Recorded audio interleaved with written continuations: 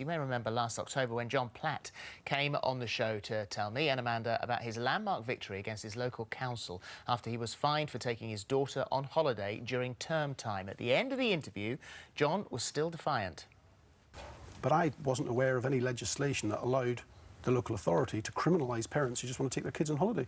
So I thought, I'm doing it, and whatever the consequences are, I'll deal with that when I get back from holiday. Would you do it again? We are doing it again. We're going to the Arctic Circle skiing in January. Well, he stuck to his word, and we can go live now to speak to John from his home on the Isle of Wight. Good morning to you, John. Good morning, Holly. Thank you for joining us today. Now, last time you said there, we saw it, you weren't aware of the legislation. This time you definitely were, and yet you've done it again. Why?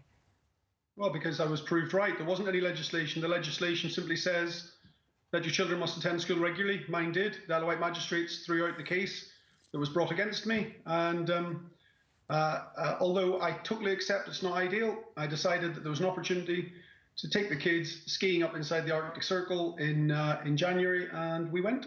So you got a £60 fine for taking your daughter to Lapland.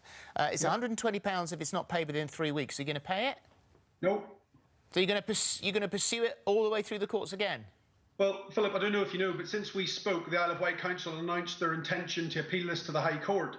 So I'm imminently due in the High Court within a matter of weeks anyway on the original charge. So the Isle of Wight Council are asking the High Court effectively to say that the magistrates on the Isle of Wight got the law wrong and effectively send it back for trial again at the Isle of Wight Magistrates Court. Well, the council applied to the High Court for clarification of what constitutes regular attendance at school. Now, you could have waited to find out what the outcome of that was, but you still decided to go. Well, I sort of did wait because this holiday was booked by 12 other members of my family some months before, and they'd asked me if I was intending to come, and I said no. I thought in the circumstances I better wait to see how this plays out. But ultimately, Phillip, I believe I'm right about this, because if I didn't believe I was right, I'd be very foolish to put £10,000 or £12,000 of my money into representing myself at the High Court. So if I'm wrong about this, it's going to be a very expensive experience for me, but I'm prepared to accept the consequences of that. And if I'm right, then I should go on doing what I think's best for my kids, even if the Isle of Wight Council think otherwise. Can I ask you, is it worth it? I mean, you go on holiday in the first place to unwind, get away from life, relax, de-stress, and yet every time you go, you seem to be adding to that. No, Holly, it's not, to be quite frank. The aggravation has been stressful, and it's very difficult, but for whatever reason, I think probably just because I'm stubborn, I can't allow a local authority that can't run schools here in the Isle of Wight. We have the worst secondary schools in the United Kingdom. The worst secondary schools in the United Kingdom. And that same local authority that runs those schools thinks it can tell me what's best for my kids. I've got to ask you, John, because there's a lot of people thinking this question. How does this reflect on your daughter? Is it good for her to see that her father is defying her school?